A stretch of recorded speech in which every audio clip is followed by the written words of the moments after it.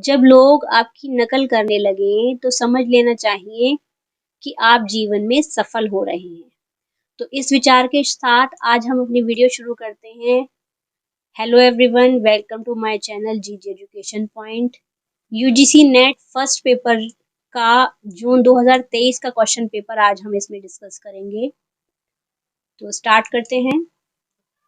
निम्नलिखित में से कौन असहकालिक अधिगम प्लेटफॉर्म है? असहकालिक अधिगम प्लेटफॉर्म के बारे में बताना है। वेबएक्स, मूडल, कैनवास और गूगल मीट। तो इसमें आंसर है हमारा मूडल और कैनवास। असहकालिक अधिगम एक सामान्य शब्द है जिसका उपयोग शिक्षा, निर्देश और सीखने के रूपों का वर्णन करने के लिए किया जाता है जो एक ही स्थान या एक ही समय में नहीं होते हैं। यह उन संसाधनों का उपयोग करता है जो समय की कमी के बाहर सूचना साझा करने सुविधा प्रदान करते हैं। मूडल और कैनवास असहकालिक अधिगम के प्लेटफॉर्म है। असहकालिक का मतलब है कि जिसमें किसी काल का या जिसमें किसी समय का कोई निर्धारण ना हो या किसी भी समय हम उससे शिक्षा प्राप्त कर सकते हैं। तो ऐसे दो प्लेटफॉर्म बताए हैं, मूडल और कैनवास। सेकंड क्वेश्चन भी इसी से रिलेटेड है। असहकालिक अधिगम उपागम में निम्नलिखित में से क्या शामिल नहीं होते हैं? साझेदारी, संप्रेषण, विषय वस्तु आयोजन या अधिगम विज्ञान, मैथेटिक्स। तो इसमें अधिगम विज्ञान शामिल नहीं होता है। असहकालिक अधिगम में हम साझेदारी भी कर सकते हैं, संप्रेषण तो होता ही है और विषय वस्तु का आयोजन भी इसमें हो सकता है, होस्टिंग भी कर सकते हैं। निम्नलिखित कार्यकलापों को सही अनुक्रम में व्यवस्थित कीजिए। ये स्टेप्स दिए हुए हैं, इन्हें ठीक अनुक्रम में सीक्वेंस में लगाना है। क्या है स्टेप्स? पुनः अध्यापन, अध्यापन, प्रतिपुष्टि, योजना, पुनर्योजना।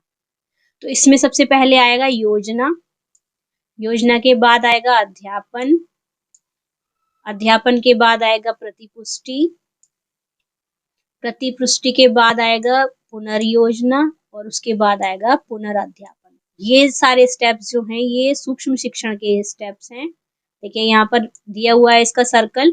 सूक्ष्म शिक्षण में सबसे पहले योजना बनाई जाती है, उसके बाद अध्यापन कार्य होता है, उसके बाद फीडबैक मिलता है, उसके बाद दोबारा से योजना बनाते हैं, फिर पुनः अध्यापन होता है और उसके बाद पुनः फीडबैक दिया जाता है। तो ये सूक्ष्म शिक्षण का एक अधिगम चक्र है जिसमें हर चीज 6-6 मिनट की होती है, यानी 36 मिनट की ये पूरी माइक्रो टीचिंग की जाती है। राष्ट्रीय शैक्षिक नियोजन और प्रशासन संस्थान नीपा स्थित है। नीपा का कहाँ स्थित है? नई दिल्ली में। National institute of educational planning and administration इसका पूरा नाम है। यह संस्थान नई दिल्ली, भारत में स्थित है।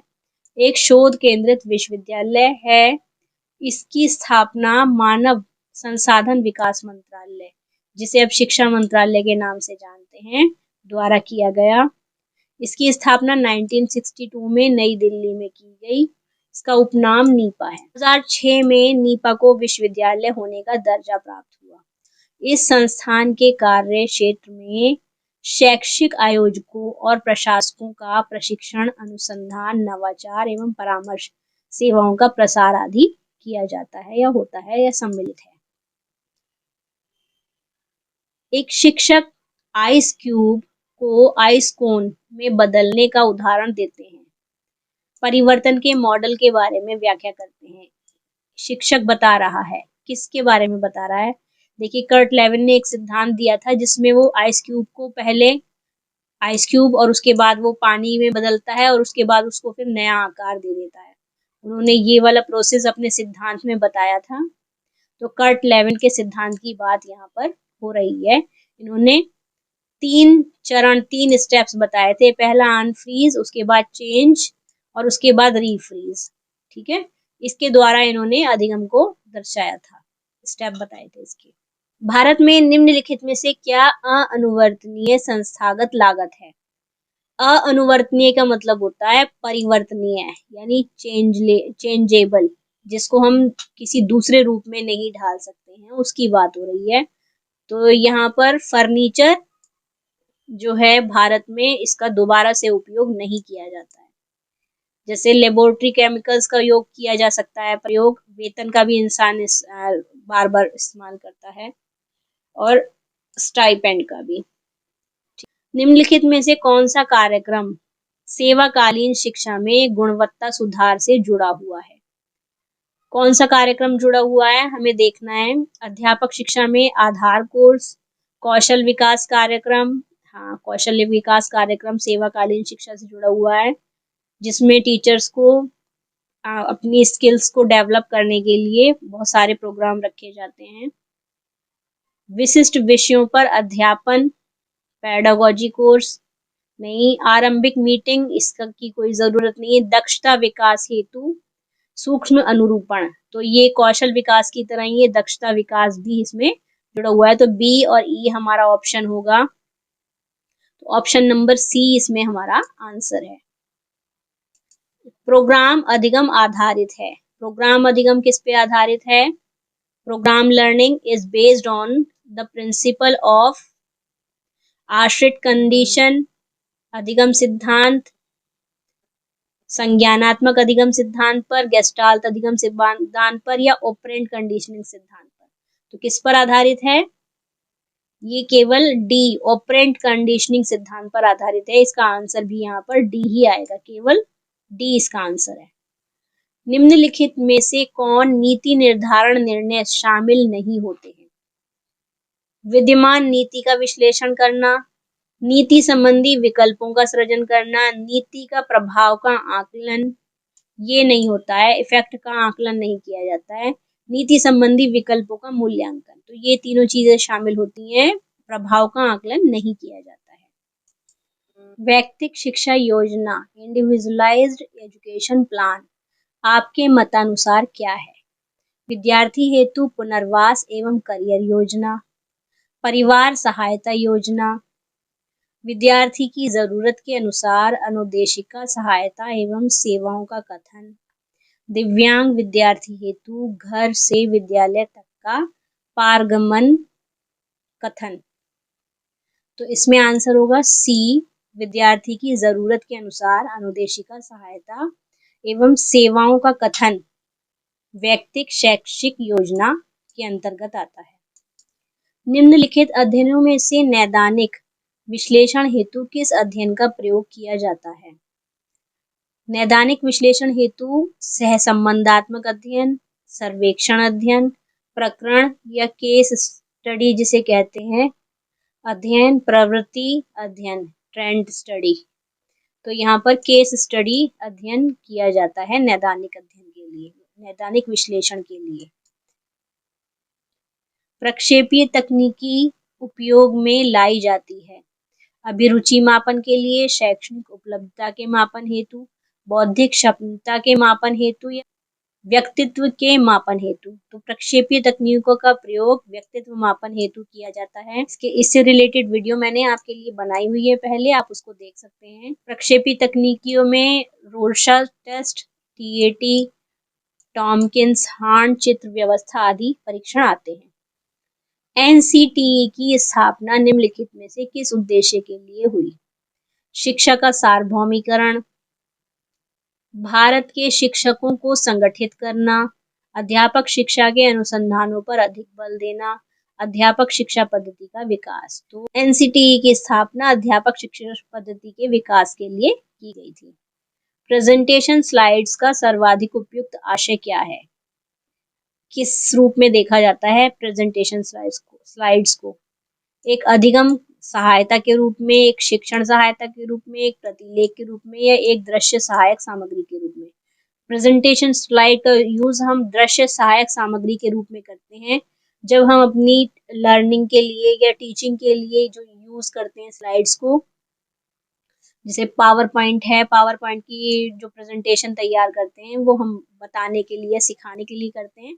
तो ये दृश्य सहायक सामग्री के रूप में उपयोग की जाती है। चिंतनशील शिक्षण के संबंध में सत्य है। क्या सत्य है? व्याख्यान विधि से शिक्षण, शिक्षण हेतु मनन, की चक्रीय प्रक्रिया, शोध हेतु मनन प्रक्रिया या प्रवचन प्रक्रिया। तो चिंतनशील शिक्षण के लिए, क्योंकि यहाँ शिक्षण की बात हो रही है और चिंतनशीलता की बात भी हो रही है, तो यहाँ शिक्षण और मनन की चक्रीय प्रक्रिया हमारा आंसर आएगा। संभाव्यता नमूनाकरण की विशेषताओं में नहीं आती, उन विशेषताओं को हमें बताना है। सैम्पलिंग फ्रेम्स का उपयोग करना आता है। स्पष्ट रूप से परिभाषित नमूना चयन प्रक्रिया, ये भी संभाव्यता नमूनाकरण में आता है। नमूनाकरण त्रुटि का अनुमान लगाने की असंभावना, यहाँ हो रही है संभाव्यता की बात और यहाँ असंभावना की बात कर रहे हैं, तो ये नहीं आता है। इसके बाद है सब्जेक्ट्स न्याय दर्श के पात्र का पक्षपातपूर्ण चयन। तो पक्षपातपूर्ण चयन की भी बात यहाँ नहीं की जाएगी। तो सी और डी ऑप्शन आपके संभाव्यता प्रतिचयन के या नमूनाकरण के विशेषताओं में नहीं आता। आंसर होगा सी। निम्नलिखित में से क्या पाठ्यचर्या दृष्टिकोण नहीं है? व्यवहारवादी दृष्टिकोण, व्यवहारवादी दृष्टिकोण, प्रबंधकीय दृष्टिकोण, पुनर्संकलनात्मक दृष्टिकोण या साहित्यिक दृष्टिकोण। तो साहित्यिक दृष्टिकोण जो है पाठ्यचर्या के अंतर्गत नहीं आता है। गैर तकनीकी गैर वैज्ञानिक दृष्टिकोण से पाठ्यचर्या विकास की प्रक्रिया है, कैसी है? उच्च स्तर की वस्तुनिष्ठ है, सार्वभौमिक है, तर्कसंगत है या अनुभवाश्रित है? तो इसमें आंसर आएगा अनुभवाश्रित है। जब पाठ्यचर्या को एक गैर तकनीकी गैर वैज्ञानिक दृष्टिकोण से देखा जाता है तो निम्नलिखित में से उचित विकल्प कौन सा नहीं है? सेम ऊपर वाले क्वेश्चन की तरह ही है, ये भी गैर तकनीकी पाठ्यक्रम की बात की जा रही है इसमें। तो इसमें है पाठ्यचर्या की को गुणवत्ता वाली गतिविधियों के रूप में देखा जाता है। पाठ्यचर्या को गुणवत्ता वाली गतिविधियों के रूप में देखा जाता है। पाठ्यचर्या को पूर्व नियोजित विषय वस्तु और अनुभवों में हस्तांतरण के रूप में देखा जाता है।